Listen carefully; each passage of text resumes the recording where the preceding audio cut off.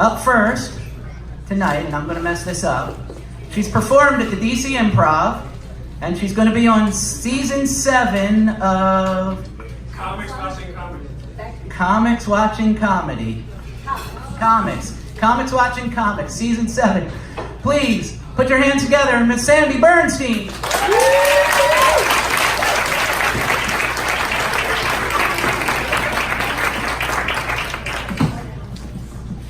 Uh-oh. This is stuck. Oh, there we go. Wow. Too bad I'm terrified of heights. So anyway, guys, look, you may have noticed I am a woman of a certain age, okay? My eyesight's getting worse. I'm more easily confused. Like tonight, before I left the house, I'm brushing my teeth and I'm like, oh, this tastes like shit. I look down, it's preparation H. Yeah, I'm brushing my teeth with hemorrhoid cream. So now my gum lines are receding, but my ass is minty fresh.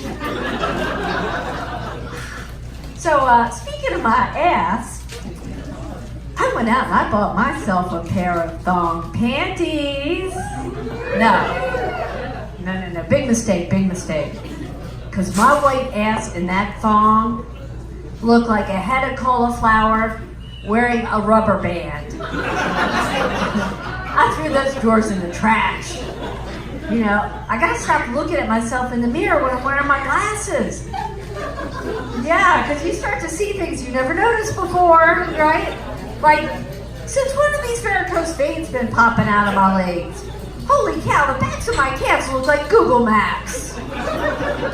But you know something? Next summer, I'm still going to wear shorts. I don't care. I want to be comfortable. And besides, I figure those varicose veins will bring out the blue in my eyes. But I'll tell you what, though, as I'm getting older, my body is changing. Like take my boobies here. Like, the girls are looking pretty perky tonight, but I'll let you in on a little secret. It's only because I'm wearing an industrial strength bra. Okay? This thing doesn't just have an underwire. Oh no, it's got steel reinforced beads. And the tag on it doesn't say, Playtex or Maidenform or Vanity Fair. It says, Bethlehem Steel. And the bra is called the Iron Maiden. It is one classic bra. But I'll tell you what, if it wasn't for the old Iron Maiden here, instead of seeing these firm little melons, you would be looking at butternut squash. I'm telling you, man, the older I get, the more my boobs are becoming like my next door neighbor's adult children. Completely unable to support themselves. I'm telling you, man. You know, it's gotten to the point now where I can't even wear a bathing suit unless it's like a one piece with a built-in underwire. Because otherwise, if the legs are too high cut, my nipples will show. And I hate when that happens. Man. So, do we have any golf fans here? Anybody follow golf at all? By a round of applause, anybody? Okay. Well, you all know who Tiger Woods is, right? Okay. Well, say what you will about his personal life. I have a tremendous amount of respect for him because of his comeback. You know, I mean, he had major back surgery a year and a half ago. I mean, who would have thought he came this close to winning the FedEx Cup? So I'm watching the tournament the other week, and one of the announcers says something kind of strange. He says, Tiger Woods is about to face a scary hole. And I thought, well, that's strange. I mean, since when has Tiger Woods been intimidated by a hole?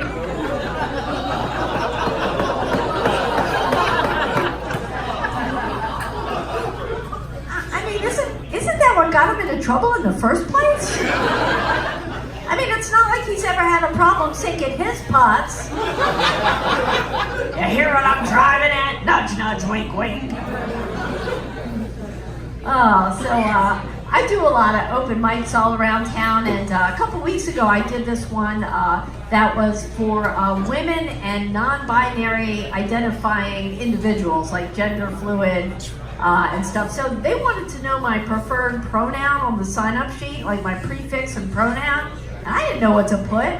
So I ended up writing bitch. Like Big Sandy. And then I was like, what if they think I'm being disrespectful? I didn't want to come off as being disrespectful, so I changed it to Ms. Bitch Sandy. Oh, I'm telling you, man, I love doing comedy, but it takes a lot of time. Like, I've had to cut back in other areas of my life, like housework, okay? Big sacrifice for me.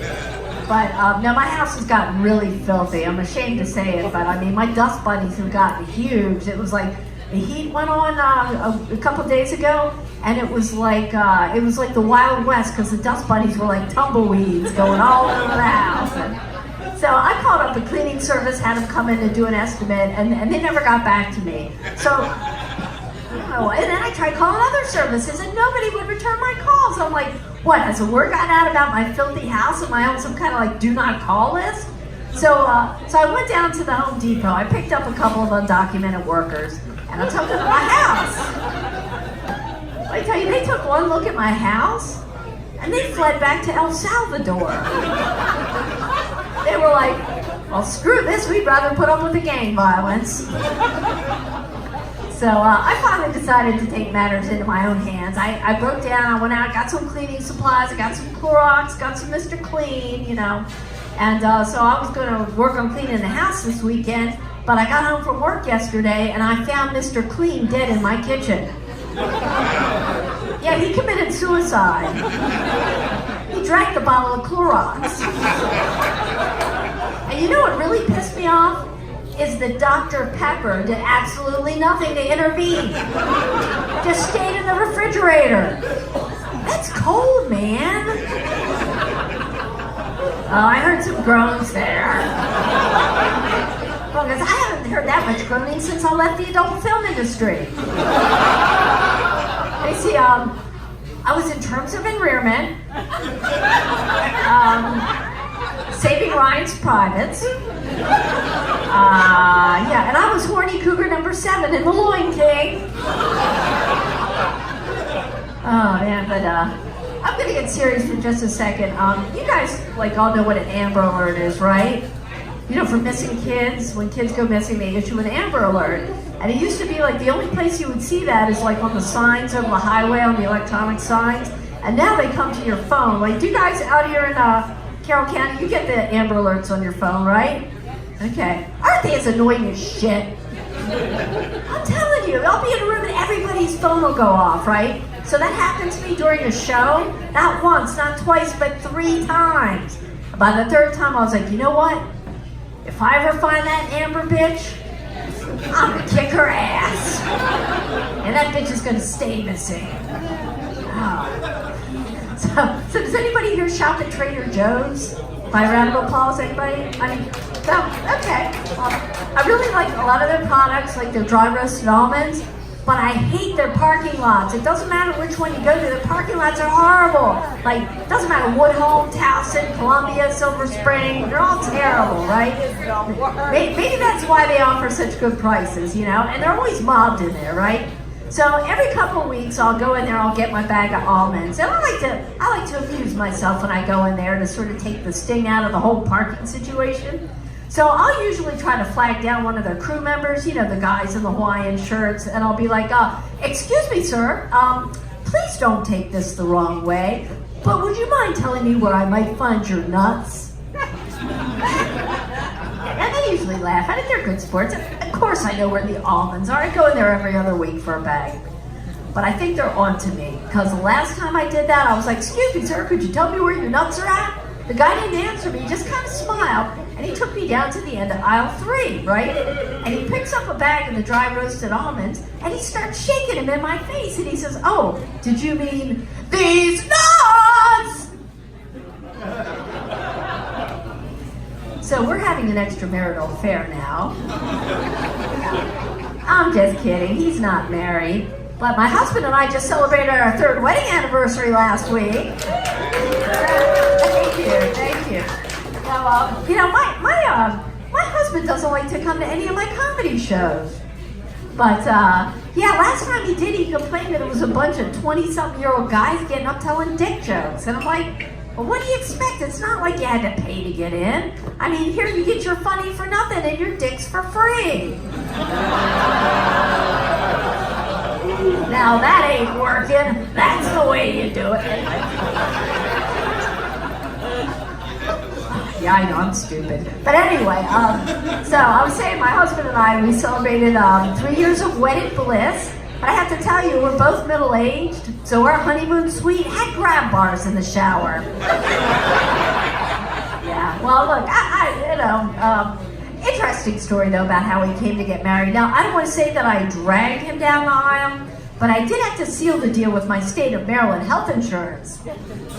But, I didn't think this thing through, because, we're in the shower on our wedding night, and he says to me, "Sweetheart, now that we're married and I'm going to be saving hundreds of dollars every month on my health insurance, you better not lose this job, because that would be a breach of contract and I'll divorce your ass." Well, I didn't know he was kidding with me. I just about fell out. Good thing there were grab bars in the shower. I could think it was great, now I've done it. Now I've trapped myself in a marriage and a job. Oh, guys, I'm just kidding. I love my job. Now, I also love my husband, but you have to understand that love and romance when you're middle-aged is a lot different than when you're in your 20s, I mean, I remember when I was in my 20s, it could be like 4th of July, fireworks, explosions, bombs bursting in air. But now that I'm middle-aged, it's more like Thanksgiving. But I love Thanksgiving because there's a whole lot of eating going on.